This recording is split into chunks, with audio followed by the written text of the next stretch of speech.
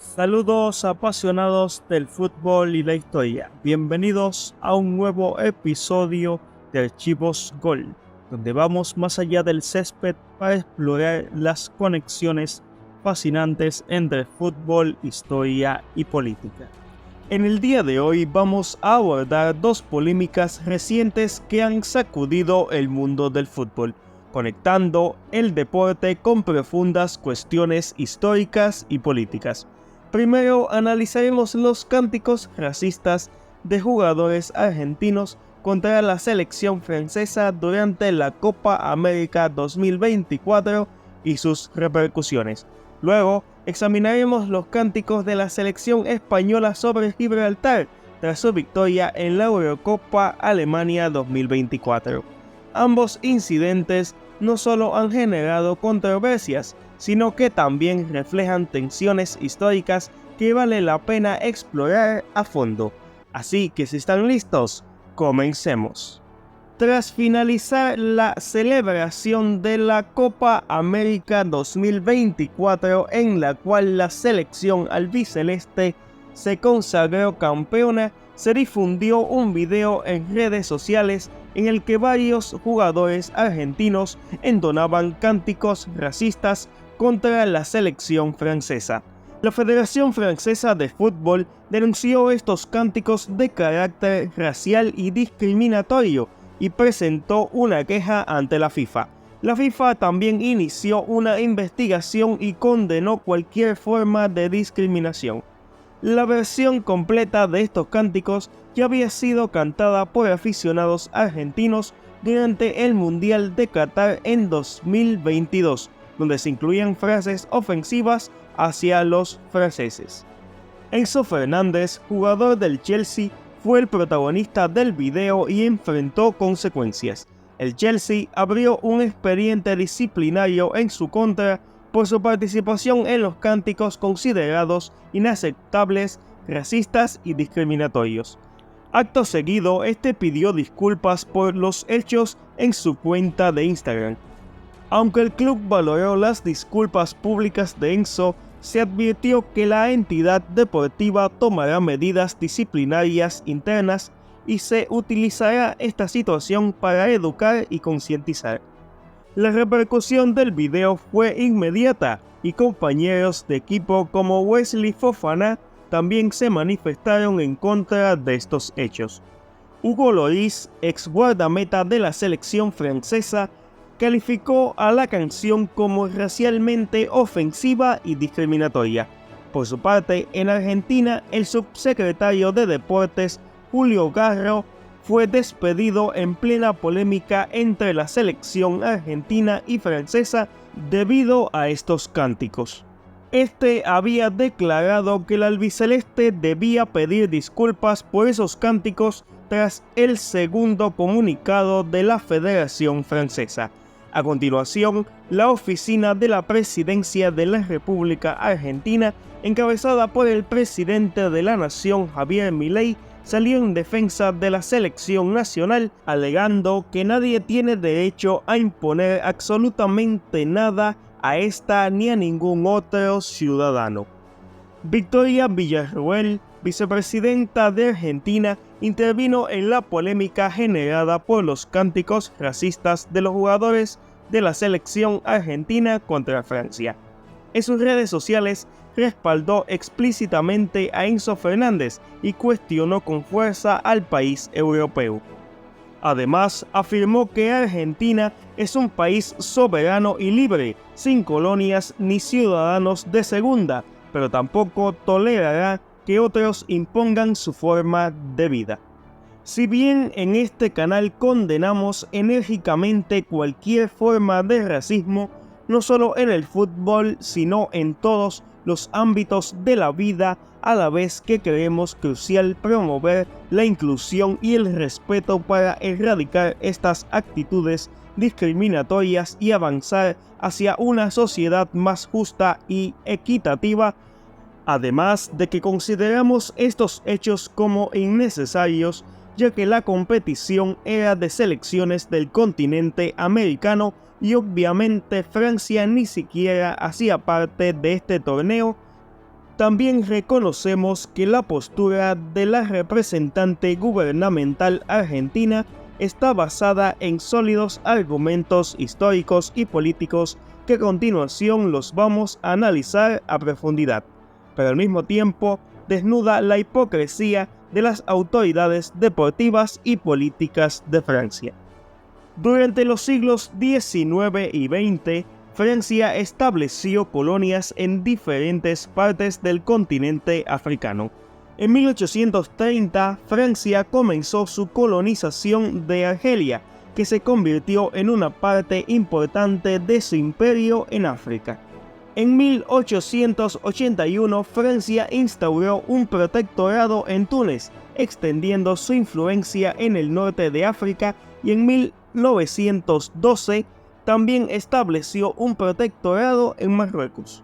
Además de África del Norte, Francia ocupó territorios en África Occidental y Central. Algunas de las colonias incluyeron Senegal, Mauritania, Guinea, Mali, República del Congo, Chad, Níger, Benín y Costa de Marfil. Francia salió oficialmente del continente africano entre las décadas de los 50 y los 60 del pasado siglo. A regañadientes tuvo que aceptar la independencia de una veintena de colonias que ya no querían seguir bajo sus directrices. La descolonización de África por parte de Francia ocurrió principalmente después de la Segunda Guerra Mundial, cuando los movimientos de independencia se intensificaron debido a una combinación de factores internos y externos. Los pueblos colonizados comenzaron a exigir su autonomía, inspirados por la Carta del Atlántico de 1941 y la Carta de las Naciones Unidas de 1945, que defendían el derecho a la autodeterminación. En muchos países africanos surgieron movimientos nacionalistas liderados por figuras locales que demandaban la independencia y el fin de la dominación colonial. El acceso a la educación occidental permitió a muchos africanos adquirir una mayor conciencia política y organizativa, lo que facilitó la formación de partidos políticos y movimientos de resistencia. La resistencia a la explotación colonial y a las políticas represivas condujo a huelgas, protestas y en algunos casos conflictos armados. La Segunda Guerra Mundial debilitó a las potencias coloniales y europeas, incluidas Francia y Gran Bretaña, reduciendo su capacidad para mantener el control de sus colonias en África.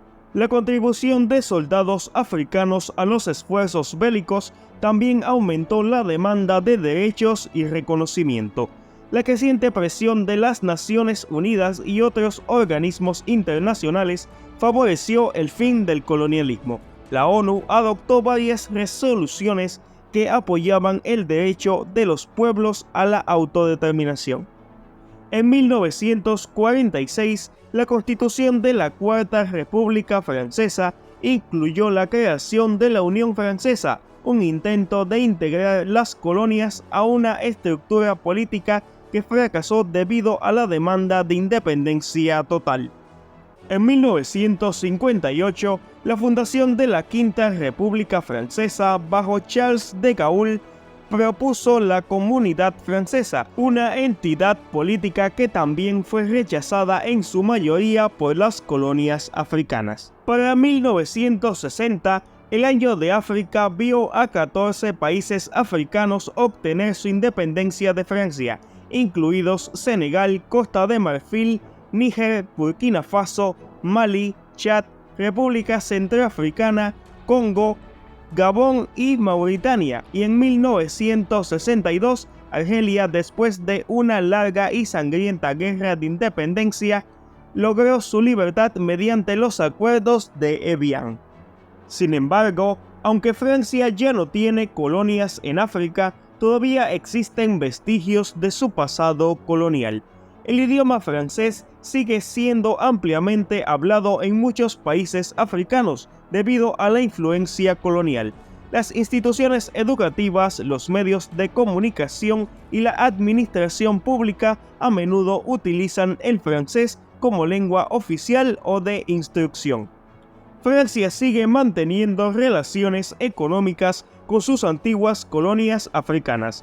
Los acuerdos comerciales, la explotación de recursos naturales y las inversiones siguen siendo parte de esta relación. La dependencia económica y la estructura de exportación de materias primas a menudo reflejan patrones heredados de la época colonial. El franco de la Comunidad Francesa Africana es una moneda utilizada en varios países de África Occidental y Central, antiguas colonias francesas. Introducido en 1945, este franco ha sido una herramienta de control económica y política para Francia en la región. Aunque se han hecho reformas, la moneda sigue vinculada al euro y controlada en gran parte por el Tesoro francés. Esta relación económica es vista por muchos como una forma de neocolonialismo, perpetuando la dependencia de los países africanos de Francia. Francia sigue teniendo también una influencia significativa en la política africana.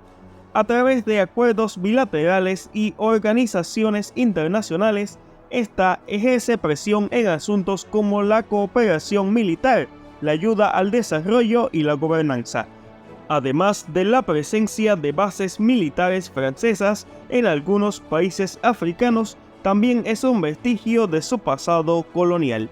Este también influye en la inmigración de africanos a este país europeo.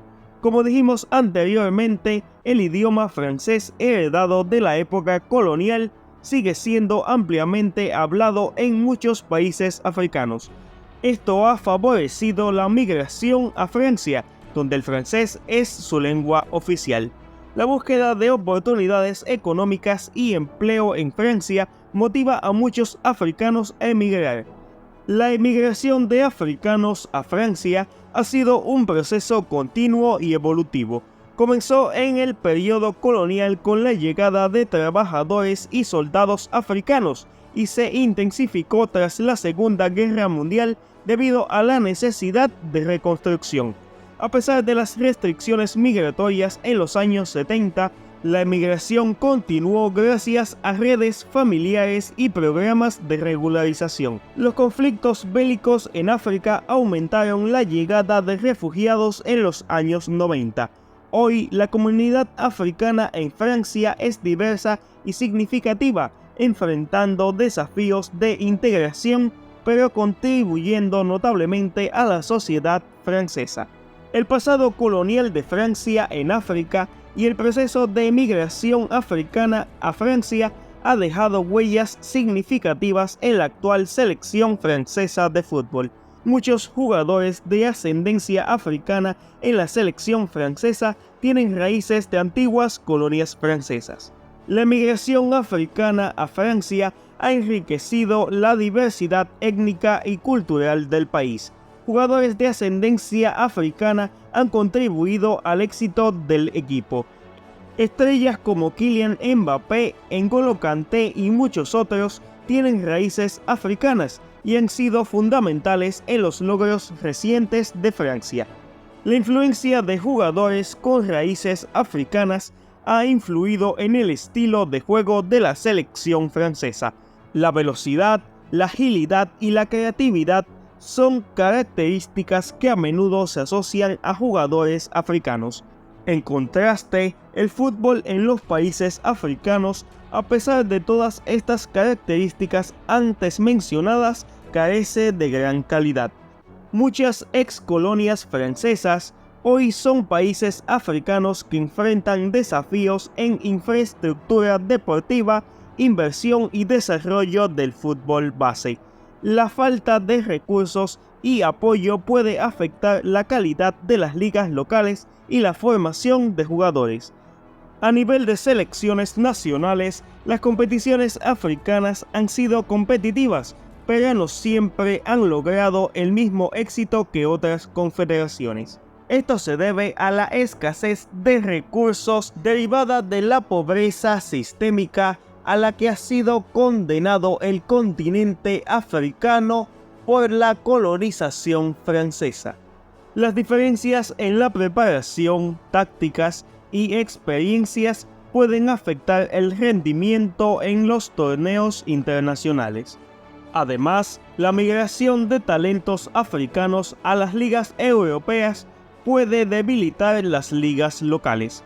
Volviendo al tema polémico que nos trae hasta acá, como ven, definitivamente estas tensiones iniciales por los cánticos de los jugadores de la selección argentina han ido escalando ya hasta involucrar temas políticos, diplomáticos y sociales, en un contexto en el que ya está anunciado un encuentro entre el presidente argentino Javier Milei y su homólogo francés Emmanuel Macron en medio de la celebración de los Juegos Olímpicos que serán acogidos por la capital gala.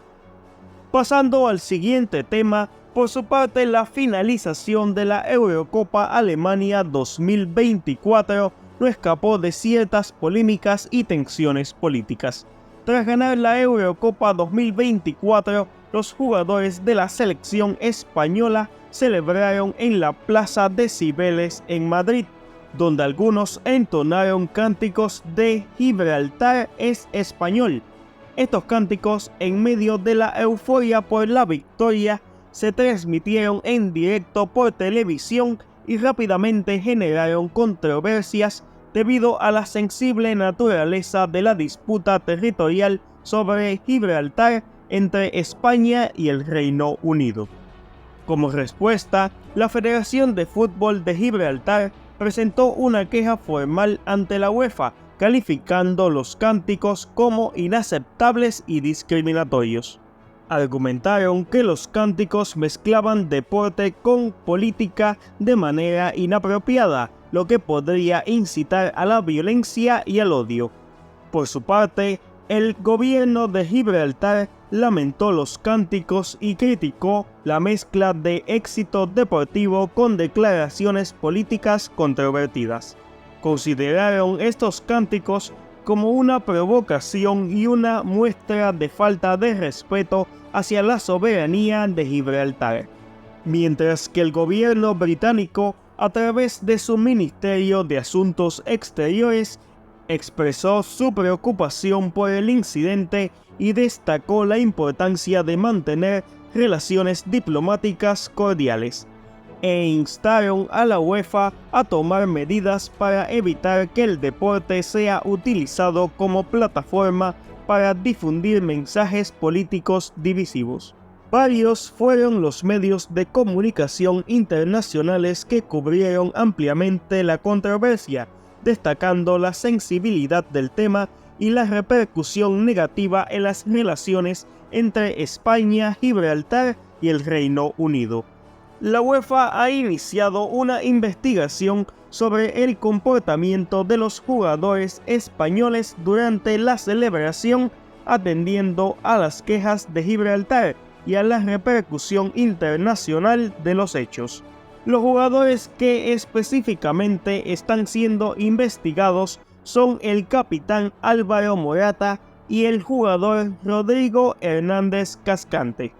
Ante estas reacciones, la Federación Española de Fútbol lamentó los cánticos y aseguró que tomará medidas para evitar que situaciones similares se repitan en el futuro, y que el fútbol debe ser un espacio de unidad y respeto, no de divisiones políticas, mientras que el gobierno español hizo un llamado a la calma y a la prudencia, destacando la importancia de no politizar el deporte y de respetar los acuerdos diplomáticos y las sensibilidades de todas las partes involucradas.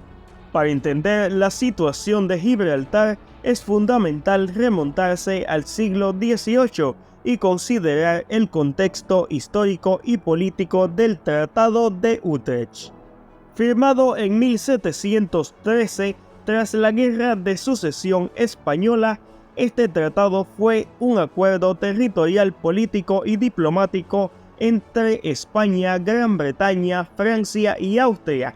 En este tratado, España cedió Gibraltar a Gran Bretaña a cambio del reconocimiento de Felipe V como rey de España.